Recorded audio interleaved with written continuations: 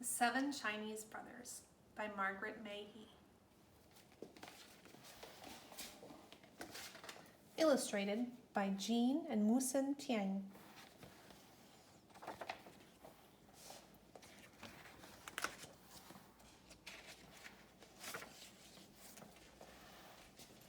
Once upon a time, when Qin Shi Huang was emperor of all China, 7 remarkable brothers lived together on a beautiful hillside. They walked alike, they talked alike.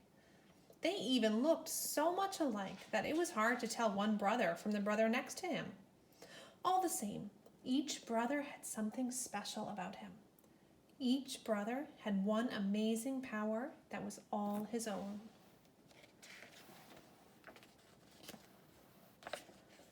First brother's amazing ears could hear a fly sneeze from 100 miles away, while second brother's amazing eyes could look right across the 100 miles and see the fly sitting on the Great Wall of China, sneezing and feeling very sorry for itself. Third brother was a man of unusual strength. He could walk across China in a straight line, lifting up any mountains that got in his way and putting them carefully back behind him.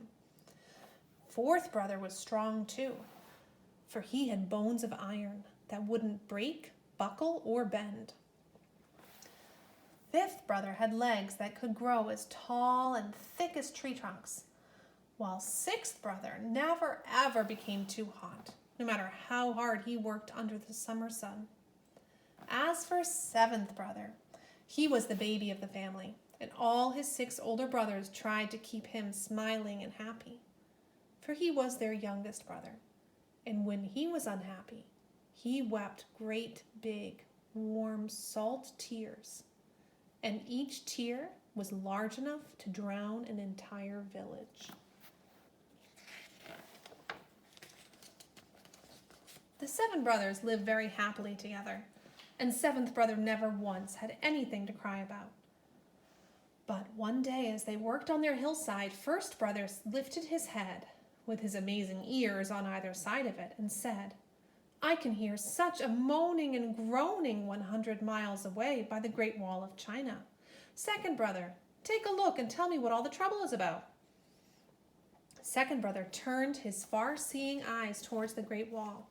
"Ah, yeah!" he cried. "There is an enormous hole in the Great Wall of China. I see 100 poor men working day and night and day. They look so tired and weak. Perhaps they are not allowed to sleep or eat until the hole in the Great Wall of China is repaired." "Ah, yeah, I can't bear it," cried seventh brother, who was always hungry himself. He looked as if he might begin to cry in sympathy with the poor, hard-working men. "Oh, don't cry," said third brother quickly. "I'll go and help them." Off he went as quickly as he could, and got there in half a minute, less than no time. He set to work at once, tossing great stones from one hand to the other as if they were feathers. By the time darkness came, the hole was completely filled. Then third brother lay down to take a nap. But when the emperor heard that a single man had repaired the hole in one afternoon, he was not at all grateful. Indeed, he looked very worried. "Man as powerful as that is more trouble than he's worth," thought the emperor to himself. "Strong men can be very useful to an emperor, but this one is too strong. One army may not be enough to catch him. I had better send 2. When third brother woke up from his nap, he found himself surrounded by 2 armies. "By the command of the celestial emperor, whose face is more dazzling than the rising sun, you are to be executed in the morning," proclaimed the generals of the 2 armies. "Take the prisoner to the palace of the emperor," they ordered. When he heard this, third brother burst into tears. 100 miles away on the beautiful hillside, first brother heard third brother crying. "Third brother must be in trouble," he exclaimed. Second brother looked far into the distance. "Ah, yeah, third brother has been taken to the palace. He's surrounded by 2 armies. They are going to execute him in the morning. No wonder he's crying. Oh, don't worry, cried 4th brother, who saw that 7th brother was about to cry too. I will change places with him. The celestial emperor, whose face is more dazzling than the rising sun, can try cutting my head off as many times as he likes. Perhaps that will make him feel better. Off he went as quickly as he could and got there in half a minute, less than no time. He sneaked in between the 2 armies to 3rd brother, who was wide awake and waiting for him. So 3rd brother went home, and 4th brother took his place.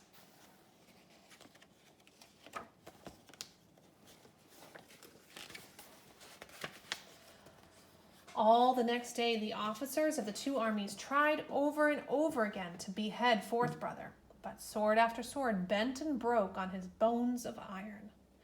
In the end, they were forced to confess to the mighty emperor, whose whisper was like the rumble of thunder, that they simply could not behead the prisoner. "A man with bones of iron?" roared the mighty emperor. "Drown him in the deep sea! Tomorrow!"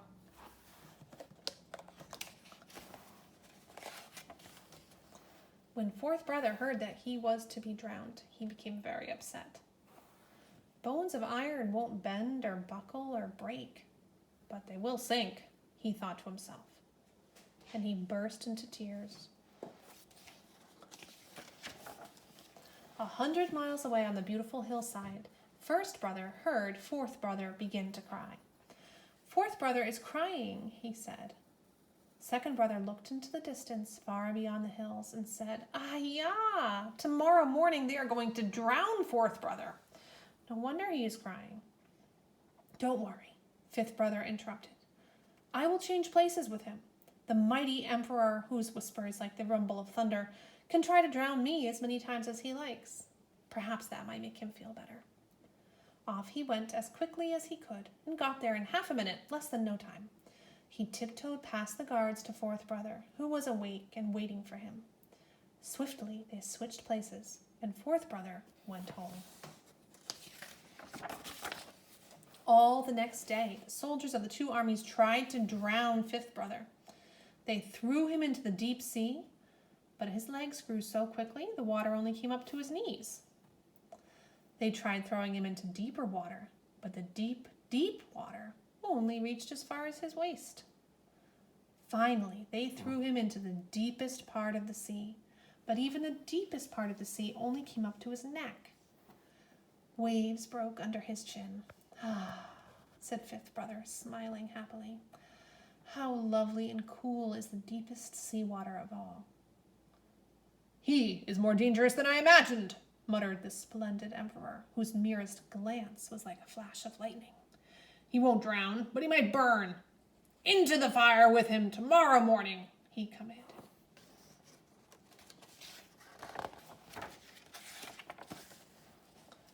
When he was told his fate, 5th brother burst into tears. Far away on the beautiful hillside, 1st brother heard 5th brother's cries. 2nd brother looked right across 100 miles to the Great Wall of China.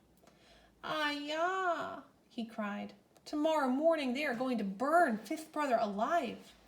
No wonder he is crying." "Don't worry," said 6th brother, afraid that 7th brother might begin to cry too. "I will take his place. The splendid emperor, whose merest glance is like a flash of lightning, can bake me all day long if he likes," he said with a shiver. Perhaps that will make him feel better. Off he went as quickly as he could and got there in half a minute, less than no time.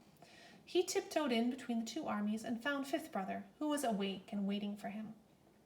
So 5th brother went home, and 6th brother took his place.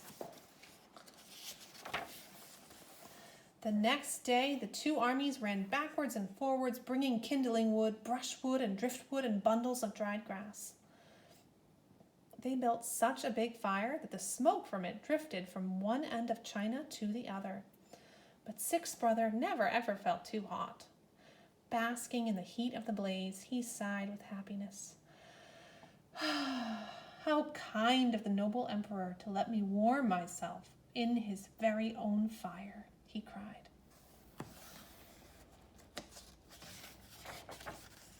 The noble emperor, whose slightest frown made the land shake like an earthquake, was furious.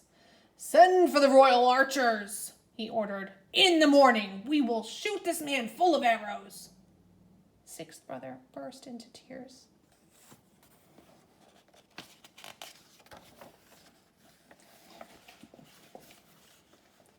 Over on the beautiful hillside, first brother heard sixth brother crying. "Second brother," he asked, "what do you see?" "Ah, ya," cried second brother. "Tomorrow morning they are going to shoot sixth brother full of arrows."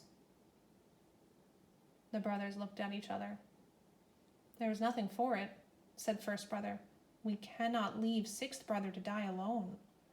We will all go to the noble emperor, whose slightest frown makes the land shake like an earthquake. He can shoot arrows through all of us. At least we will be together."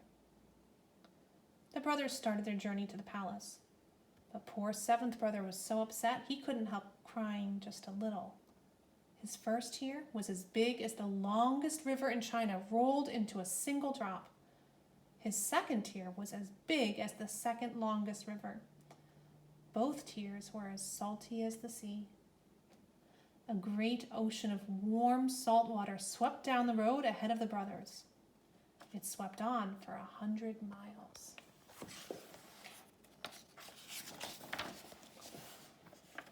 Seventh brother's first tear swept one army north.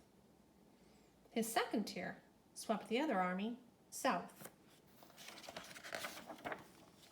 As for the emperor, he was tossed so high and so far that he is still trying to return to his palace. Seventh brother's flood of tears swept over the Great Wall of China, flowed all the way out into the Yellow Sea, and all the way back again, in half a minute, less than no time. Sixth brother was free. He hurried back up the road while his 6 wonderful brothers hurried down the road. They were reunited at the Great Wall. "Fish!" cried fifth brother. The wave had washed hundreds of glistening fishes ashore. There they were, flipping and flapping, piling all the way up to his knees. "Wood!" cried third brother, gathering a forest to start a fire. Fourth brother snapped his iron finger and his iron thumb. A spark leapt out to set the fire blazing and crackling. "Fire!" he cried, laughing. "Oh, I'm so hungry," said seventh brother. "Now that we are all together again, we can have dinner and forget our troubles. I promise never to cry again, unless I absolutely must."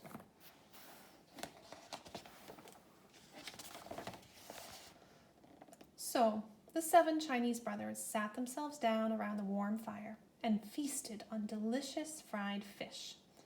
For after such a worrying week, they were all very, very hungry.